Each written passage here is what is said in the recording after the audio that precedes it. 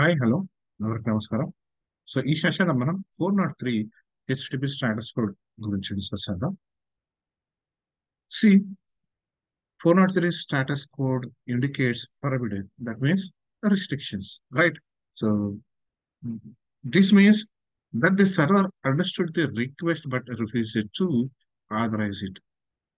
That means even though మనం proper credentials అనేవి మనం ప్రొవైడ్ చేసినా కానీ మనం ప్రొవైడ్ చేసిన క్రెడెన్షియల్స్ ని యాక్సెప్ట్ చేస్తుంది, but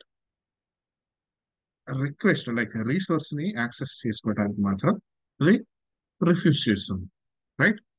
so this typically means that the client doesn't have the necessary permissions to access the requested resource. So particular resource అంటే ఈవెన్ తో మన క్రెడెన్షియల్స్ మనం ప్రొవైడ్ చేసిన, సపోజ్ సమ్ కేసెస్ లో ఐపీ అడ్రస్ అనేది particular user కి access అనేది ఉండదు. సో అలాంటి కేసులో రిస్ట్రిక్ట్ చేస్తుంది. సో అలాంటి కేసులో మనకి 403 స్టాటస్ కోడ్ అనేది వస్తుంది అనమాట. Clear? Even though it has provided valid authentication credentials. So valid credentials provide చేసిన సమ్ కేసెస్ లో ఐపీ అడ్రస్ సపోజ్ మనకి IP address IP address block లో ఉందనుకుంటే మనం యాక్సెస్ చేసాం పర్టికులర్ క్లయింట్ కి. సో అలాంటి కేసెస్ లో ఈ 403 స్టాటస్ కూడా వస్తుంది. రైజెస్ ఇన్సఫిషియంట్ పర్మిషన్స్ ఉన్న, ఐపీ అడ్రస్ బ్లాక్ లో ఉన్న, రీసోర్సెస్ మీద ఏదైనా రిస్ట్రిక్షన్స్ ఉన్నా, అలానే ఈ cross site request for protection అనేది ఎనేబుల్ లో ఉన్నా కానీ మనకి పర్టికులర్ యూజర్ కి మనకి ఈ పర్విడెన్ స్టాటస్ కోడ్ అనేది మనకు వస్తుంది. సో వీటిని సాల్వ్ చేయాలంటే ఫస్ట్ పర్మిషన్ చెక్ చేసుకోవాలి, క్రెడెన్షియల్స్ చెక్ చేసుకోవాలి, సర్వర్ కాన్ఫిగరేషన్స్ చెక్ చేసుకోవాలి, ఐపీ రిస్ట్రిక్షన్స్ ఏమైనా ఉన్నాయో చెక్ చేసుకోవాలి, అలాగే క్యాచ్ ఇన్ కూడా మనం క్లియర్ చేసుకోవాలి. Clear? And next one, so how to return 403 status code in ASP.NET Core Web API. So ఎలా చేస్తాం అనేది చూద్దాం. So first of all manual గా సో ఇక్కడ కోడ్ రాసేస్తున్నాను ఎందుకంటే మనకి టైం టేకింగ్ తీసుకుంటుంది అని చెప్పేసి.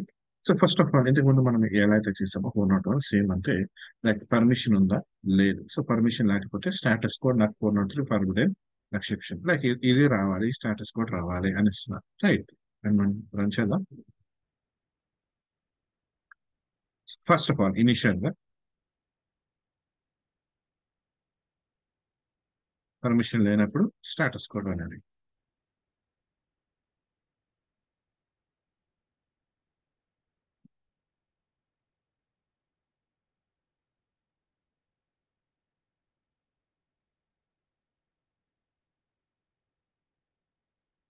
Right? So employ right out and execute.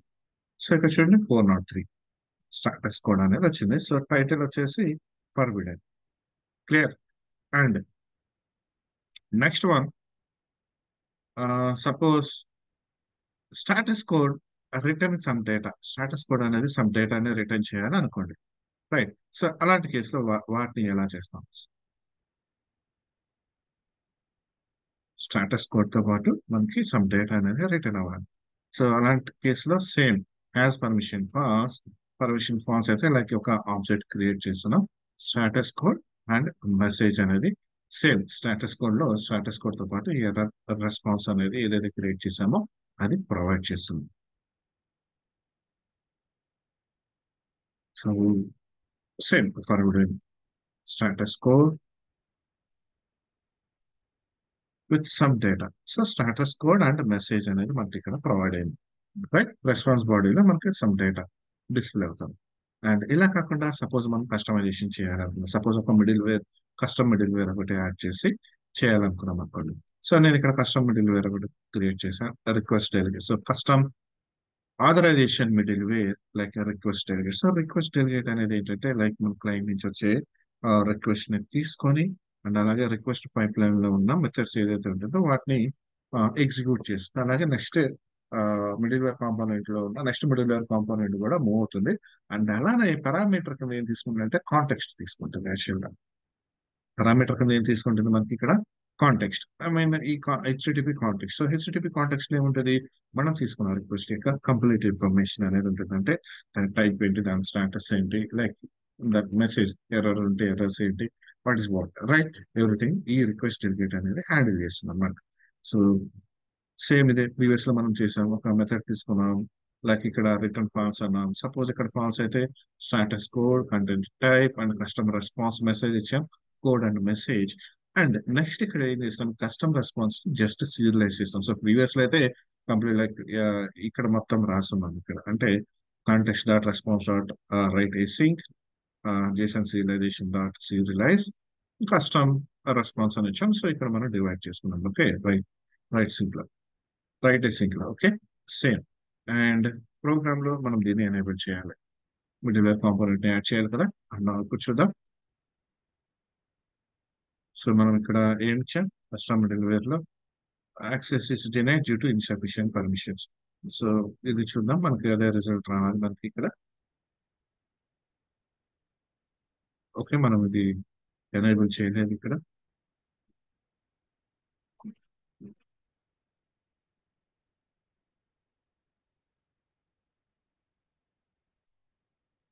So employee controller, so ఇక్కడ చూడండి, access is denied due to insufficient permission. So ఏదైతే మనం తీసుకున్నామో లైక్ ఇక్కడ కస్టమ్ మిడిల్వేర్ లో సేమ్ అదే వచ్చింది మనకి కోడ్ 403. క్లియర్.